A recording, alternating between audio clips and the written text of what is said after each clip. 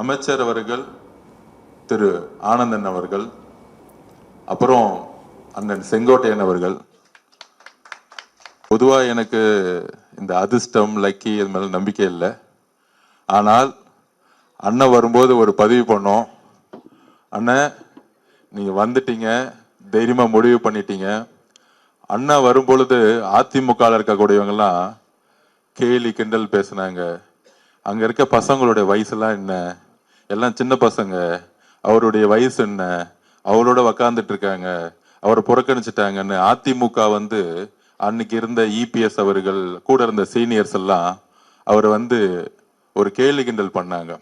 அண்ணனுடைய பொறுமை ஒரு வருஷம் இல்லை, 1972 புரட்சி தலைவர் எம்ஜிஆர் ஆரம்பிக்கப்பட்ட இருந்த காலத்திலிருந்து இருக்கக்கூடிய பொறுமை அவருடைய பொறுமை. அவருக்கு தமிழக மக்களுடைய அடிநாளம் என்னன்னு தெரியும்.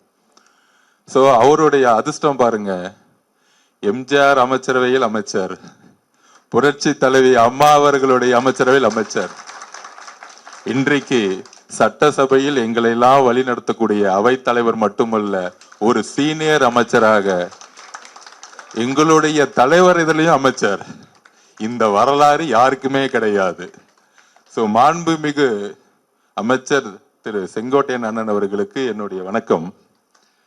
எங்களுடைய சகோதரர் அமைச்சர் திரு வெங்கட்ராமன் அவர்களுக்கும், என்னுடைய சகோதரர் திரு ராஜ்மோகன் அமைச்சர் அவர்களுக்கும், அக்கா எங்களுடைய சகோதரி விஜயலட்சுமி அவர்களுக்கும், எங்களுடைய சகோதரர் அமைச்சர் குமார் அவர்களுக்கும், எங்களுடைய சகோதரர் திரு விஜய தமிழன் பார்த்திபன் அமைச்சர் அவர்களுக்கும், சபரிநாதன் சகோதரர் கொரடா அவர்களுக்கும், அருள் பிரகாஷம் சைதாப்பேட்டை எம்எல்ஏ அவர்களுக்கும், இங்க வந்திருக்கக்கூடிய அனைத்து கட்சிகளும், குறிப்பாக புரட்சி தலைவர் அவர்களால் உருவாக்கப்பட்டு புரட்சி தலைவர்களால் உங்களை வழிநடத்தி இன்றைக்கு தமிழக சூழ்நிலையில் பல்வேறு கேள்விகளுடன் ஒரு எதிர்கால பிரச்சனை இருக்கும் பொழுது அதிமுகவிலிருந்து வந்திருக்கக்கூடிய இந்நாள் மாவட்ட செயலாளர்கள், முன்னாள் மாவட்ட செயலாளர்கள், முன்னாள் எம்எல்ஏக்கள், முன்னாள் அமைச்சர்கள், அண்ணன் வெல்லமண்டி அண்ணன் நர்ஜான் இப்பதான் வந்தாரு, அவரை வரவேற்கிறோம். வணக்கம்ண்ணா. வணக்கம்ண்ணா.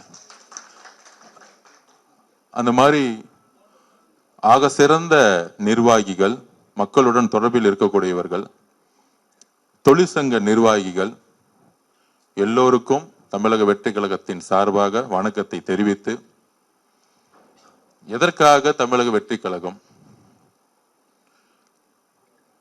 இந்த 15 நாட்கள்ல என்ன சாதனை செஞ்சாங்க அப்படின்னு திமுகவும் அதிமுகவும் கேள்வி கேட்டுட்டு இருக்காங்க. இந்த ஒரு 15-20 நாள்ல என்ன சாதனை?